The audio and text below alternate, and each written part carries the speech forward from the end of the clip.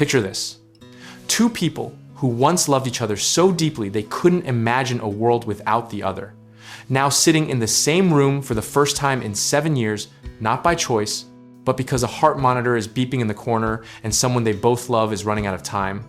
That is the kind of reunion nobody plans for, the kind that strips every rehearsed argument right out of your mouth. Here is what you need to understand about how estrangements like this actually work. They rarely start with one catastrophic explosion. More often, it is a slow leak, 1,000 small cuts disguised as misunderstandings, pride dressed up as principle, until one day you wake up and realize you have been strangers for longer than you were ever close.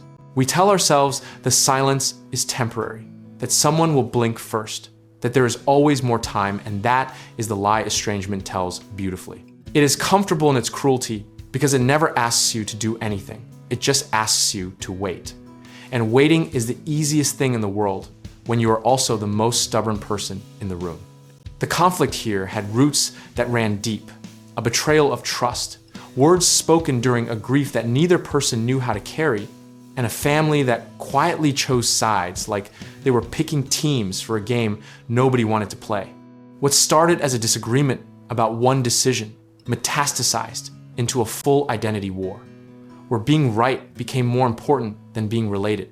Now here is where the hospital room enters the story, and I want you to feel the weight of this, because it matters. Someone is in a bed, hooked to machines, and the two people who need to be there most have not spoken since a Thanksgiving that ended with a door slamming so hard a picture fell off the wall. There is nothing like the smell of antiseptic and the hum of fluorescent lights to make 7 years of silence feel suddenly ridiculous. The conversation that happened in that room was not cinematic. There were no perfectly crafted apologies, no swelling music. No one fell to their knees. One person simply said, "I didn't know how to come back." And the other said, "I didn't know how to let you."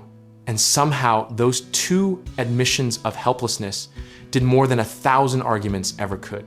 What you are witnessing in that exchange is not weakness, it is the rarest kind of courage, which is the willingness to be seen as someone who got it wrong. Researchers who study conflict resolution will tell you that the single biggest barrier to reconciliation is not anger, it is shame. And shame only dissolves when someone is brave enough to name it first. Now let us be real. Reconciliation is not a moment, it is a process. And the hospital room was only the ignition, not the engine. After that conversation came the hard part. The phone calls that felt awkward, the holidays that were tender and fragile like something newly healed that you were terrified to press too hard. There's a sardonic truth hiding underneath all of this.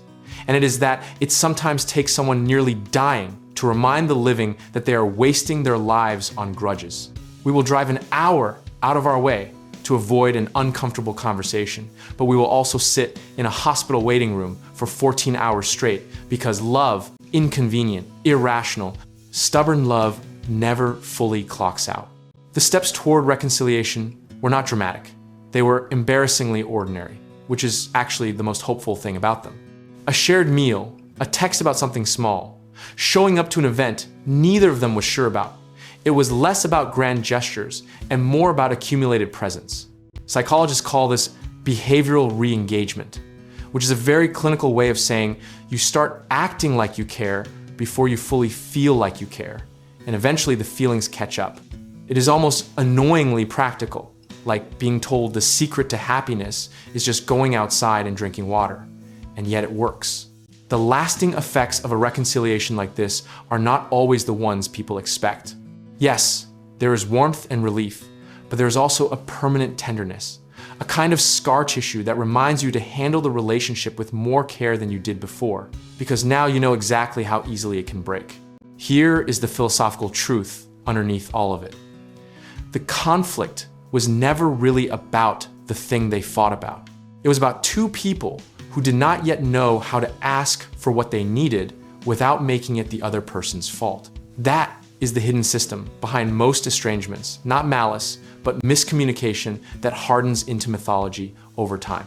And the irony is that everything they were protecting by staying apart, their pride, their narrative, their sense of being the wronged party, all of it was worth exactly nothing the moment they were standing in a hospital hallway, wondering if they would get one more chance. The most expensive thing either of them ever held onto was a story that was costing them a relationship. So if you're carrying something like this, the lesson from history, from every reconciliation story ever told, is that the window is always smaller than you think and always larger than your pride is telling you. The practical move is not to wait for the perfect moment, the perfect apology, or the perfect version of yourself. It is to make one small move toward the person before the universe makes the move for you. Discipline here looks like choosing the relationship over the argument, sizing your expectations reasonably, and being consistent even when the other person is still figuring it out. And comfort with the outcome, whatever it ends up being, comes from knowing you showed up, you tried, and you did not let silence make the final decision for you. If you like this video, subscribe and check out all our other topics.